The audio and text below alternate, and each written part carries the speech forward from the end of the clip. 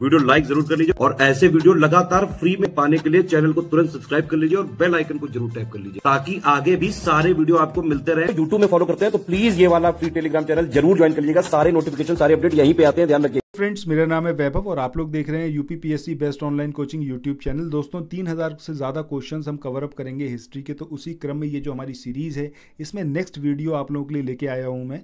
और यहाँ पर कोशिश वही रहेगी हमेशा की तरह कि कुछ ना कुछ यहाँ पर एंकर पॉइंट बनाकर चीज़ों को आपको अभी के अभी याद कराया जाए। सो अगर आपने अभी तक इन वाली सीरीज़ को देखना स्टार्ट नहीं करा है तो आई सजेस्ट यू कि ज़रूर देखिए, वीडियो कंप्लीट देखिए। आप यकीन मानिए बहुत सारे क्वेश्चंस आपको आज और अभी याद हो जाएंगे और शायद आप लाइफ टाइम कभी भूले भी ना उसे। सो आइए शुरू करते हैं आज के अपने सेशन को। पहला यहाँ पर क्वेश्चन दे रखा है कि दक्षिण भारत के पोलीगार ये कौन थे? ये साधारण जमींदार थे, ये महाजन थे, ये क्षेत्रीय प्रशासकीय और सैन्य नियंत्रक थे, या फिर ये नव धनाढ्य व्यापारी थे? तो सही आंसर हमारा क्या होगा? ऑप्शन सी, यानी कि क्षेत्रीय प्रशासकीय और सैन्य नियंत्रक थे ये। सो वैसे देखें तो भाई इस जो ये वर्ड है पोलीगार, इसका मतलब ही क्या होता है आपका? जो क्षेत्रीय प्रशासकीय और सैन्य नियंत्रक हुआ करते थे साउथ इंडिया में, उनके बारे में ही यहाँ पर बात हो रही है, ठीक है। बट अब एग्जामिनेशन के पॉइंट ऑफ व्यू से अगर हमें इसको याद रखना है तो उस मोमेंट के लिए हम कैसे याद रखें? सो यहाँ पर अगर आप सिर्फ ऐसे देखेंगे इसको, पोली, ठीक है, पोली देखिए और आगे बस सा और याद रख लीजिए तो पुलिस आपको याद आएगा। तो पुलिस प्रशासन आप हमेशा बोलते होंगे, ठीक है, प्लस पुलिस प्रशासन हमेशा बोलते होंगे। बस यहीं से आपको याद रखना है कि ये जो थे पोलीगार, ये किससे इनका रिलेशन था? इनका रिलेशन था आपका प्रशासन से ही रिलेशन था, ठीक है। तो ऑप्शन के अंदर से आपको बहुत इजी हो जाएगा इस चीज़ को आइडेंटिफाई करना कि जो पोलीगार थे ये एग्जैक्टली कौन थे। आप साधारण जमींदार की बात नहीं करेंगे क्योंकि यहाँ पर सरकार की बात नहीं हो रही है, ठीक है। तो ये क्षेत्रीय प्रशासन में मतलब प्रशासकीय और सैन्य नियंत्रक ही थे, ठीक है। तो इस तरीके से यहाँ पर आप इसको याद रख सकते हैं। नेक्स्ट क्वेश्चन की बात करते हैं। यहाँ पर बात हो रही है भक्ति आंदोलन का प्रारंभ किया था किसने? ये अलवार संत थे, सूफी संत थे, सूरदास थे, या फिर ये थे तुलसीदास? किसने स्टार्ट किया था? तो सही आंसर क्या आएगा आपका? अलवार संत थे।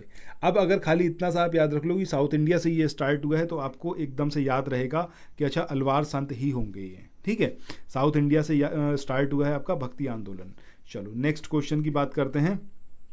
अगला क्वेश्चन है यहाँ पर, इसमें पूछा गया है कि भक्ति संस्कृति का भारत में पुनर्जन्म हुआ वैदिक काल में, 10वीं शताब्दी ईस्वी में, 12वीं शताब्दी ईस्वी में, या फिर 15वीं और 16वीं शताब्दी में?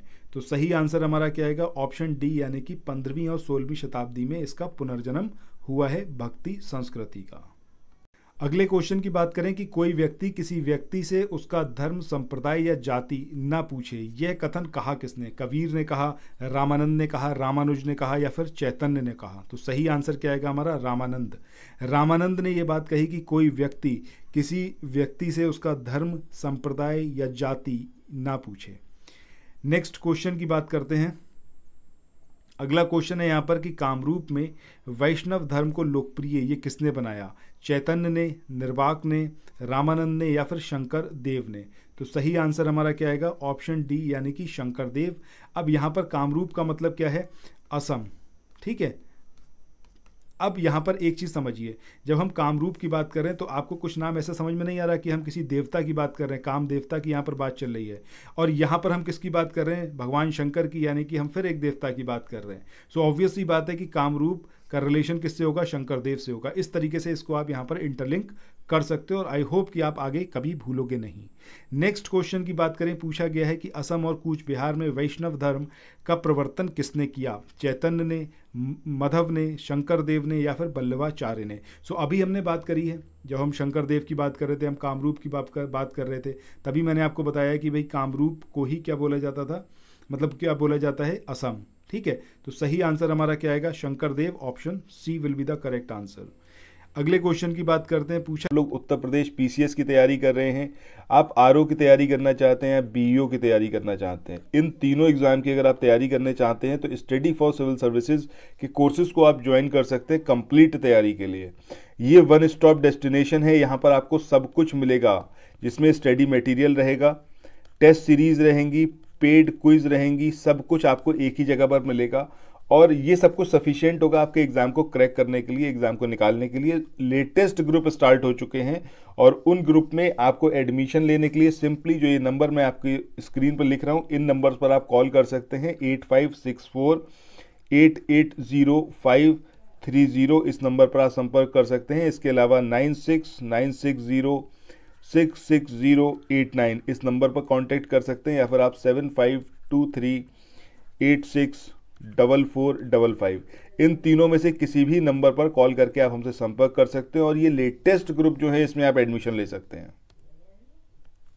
तो अगले क्वेश्चन की बात करें, पूछा गया है सुप्रसिद्ध मध्यकालीन संत शंकर देव ये संबंधित थे। अभी ऊपर हमने एक क्वेश्चन देखा है, इसमें पूछा गया था कि भाई कामरूप में वैष्णव धर्म का प्रचार किसने किया या फिर किसने उसको ज़्यादा बढ़ावा दिया, उसको फैलाया। तो हमने देखा था शंकर देव, ठीक है। हमने बात करी कामरूप की, हमने बात करी शंकर देव की, और हमने बात करी वैष्णव धर्म की या फिर भगवान विष्णु की, ठीक है। तो सब के सब यहाँ पर देवता ही एक साथ चले आ रहे हैं, ठीक है, और तीनों ही अलग अलग देवता हैं। तो ये चीज़ हमेशा याद रखिएगा जब भी आप इसको जब रिवाइज करोगे, या फिर इस मोमेंट पर ही हमेशा के लिए एंकर पॉइंट बनाने के लिए इसको याद रखना है कि जब हम कामरूप की बात करेंगे, हम शंकरदेव की बात करेंगे, तब हम शैव धर्म की बात करेंगे ही नहीं, हम एक और भगवान की बात करेंगे, एक देवता की बात करेंगे। तो कामरूप का मतलब हो गया कामदेव, शंकर देव का मतलब तो भगवान शंकर, और विष्णु से हो गया हमारा वैष्णव धर्म, ठीक है। चलो नेक्स्ट क्वेश्चन की बात करते हैं। क्वेश्चन पूछा गया है कि रामानुजाचार्य ये संबंधित किससे थे? भक्ति से थे, द्वैतवाद से थे, विशिष्टाद्वैत से थे, या फिर ये एकेश्वरवाद से इनका रिलेशन रहा था? तो सही आंसर क्या आएगा? ऑप्शन सी, यानी कि विशिष्टाद्वैत, इससे रिलेशन रहा था रामानुजाचार्य का। मुझे नहीं लगता कि आप में से कोई भी ऐसा है जो रामानुजाचार्य के बारे में ना जानता हो। इनका एक विशिष्ट स्थान रहा है हमारे जीवन में, हमारा जो आज की जो हमारा सोसाइटी है उसमें, ठीक है। तो कैसा स्थान रहा है? एक विशिष्ट स्थान रहा है। इसका मतलब क्या है? विशिष्टाद्वैत से ये रिलेटेड हैं। मुझे लगता है अब याद रहेगा आपको। कभी भी आप देखोगे, और अगर इसको और ज़्यादा याद रखना हो तो आप ये याद रख सकते हो, सिर्फ राम को उठा लो। राम का तो भैया विशिष्ट स्थान है हमारे जीवन में, और राम से बढ़ के तो कोई है ही नहीं। सुबह किसी से आप मिलते होगे तो अगर आप धार्मिक व्यक्ति हो तो आप राम राम वो ही बोल ही देते हो कि ये बहुत मतलब हमारी लाइफ में एक रचा बसा नाम है। तो इसका इतना विशिष्ट स्थान है, इसका मतलब विशिष्टाद्वैत से रिलेशन है रामानुजाचार्य का। नेक्स्ट क्वेश्चन की बात करते हैं। पूछा गया है शुद्ध अद्वैतवाद, इसका प्रतिपादन किसने किया था? माधवाचार्य ने, वल्लभाचार्य ने, श्रीकांताचार्य ने, या फिर रामानुज ने? तो सही आंसर यहाँ पर हमारा क्या आएगा? ऑप्शन बी, यानी कि वल्लभाचार्य। इन्होंने अद्वैतवाद का जो है प्रतिपादन किया था, शुद्ध अद्वैतवाद का। मूव ऑन करते हैं नेक्स्ट क्वेश्चन पे। अगला क्वेश्चन यहाँ पर है कि निम्न में से या फिर निम्नलिखित में से कौन जो है वो सुमेलित है, ये आपको यहाँ पर बताना है। अब इसमें पहला जो दे रखा है जिसमें अद्वैतवाद की बात हो रही है कि ये जो है रामानुज से रिलेशन है इसका। तो अभी हमने देखा है कि राम का तो विशिष्ट स्थान है, यानी कि विशिष्टाद्वैत से वो रिलेशन है उसका। तो ये तो पहला हो गया गलत, ठीक है। तो आपको बताना है कि सुमेलित कौन सा है। पहला तो हो गया गलत। दूसरा है आपका विशिष्टाद्वैतवाद, ये शंकराचार्य से रिलेशन है, ये भी यहाँ पर इनकरेक्ट है, क्योंकि शंकराचार्य का जो है वो अद्वैतवाद है। इसके बाद द्वैतवाद, ये मध्वाचार्य, ये यहाँ पर हमारा सही आंसर है। ये आपको एज इट इज़ याद रखना है, ठीक है। और अभी हमने देखा है वल्लभाचार्य का, तो वल्लभाचार्य जो है इनका शुद्ध अद्वैत है, ठीक है। चलो नेक्स्ट क्वेश्चन की बात करते हैं।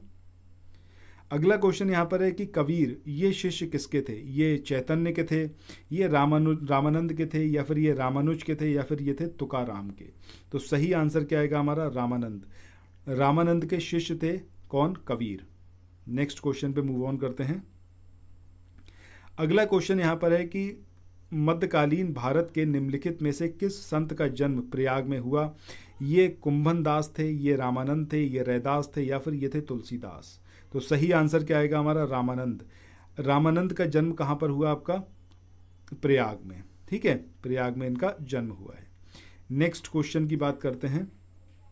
अगला क्वेश्चन यहाँ पर है कि मलूक दास एक संत कवि थे, आगरा के, अयोध्या के, काशी के, या फिर कड़ा के, जो कि प्रयाग के निकट है?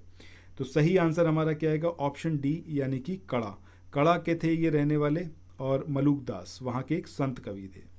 इसके बाद नेक्स्ट क्वेश्चन की बात करते हैं। पूछा गया है कि निम्न में से भक्ति संतों का सही कालक्रम अनुक्रम जो है वो लिखिए। अब मतलब कौन किसके बाद आया ये यहाँ पर हमें बताना है। तो इसका जो सही आंसर होगा वो क्या होगा, सबसे पहले कबीर, फिर गुरु नानक, फिर चैतन्य और फिर मीराबाई। ये सही सीक्वेंस है कालक्रम के अकॉर्डिंग। तो आपको एज इट इज़ इसको याद रखना है कि कबीर, फिर गुरु नानक, फिर चैतन्य और फिर मीराबाई।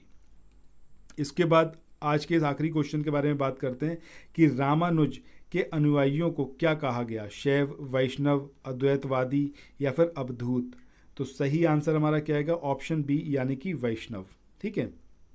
सो इसी के साथ आज के इस वाले सेशन को यहाँ पर एंड करते हैं, फिर मिलते हैं नेक्स्ट वीडियो में। ये सेशन कैसा लगा कमेंट सेक्शन में ज़रूर बताइएगा। देखिए कुछ सारे ऐसे क्वेश्चंस थे जहाँ पर पॉसिबल नहीं था एंकर पॉइंट्स बनाना, तो नहीं बनाए गए हैं। जहाँ कहीं पॉसिबल है वहाँ बिल्कुल बनाए जाते हैं। ठीक है। सो बाकी आपका जैसा भी एक्सपीरियंस रहा हो कमेंट सेक्शन में ज़रूर बताना, और चैनल को सब्सक्राइब करना, नोटिफिकेशन बेल के आइकन को प्रेस करना ये बिल्कुल मत भूलिएगा। Thank you so much.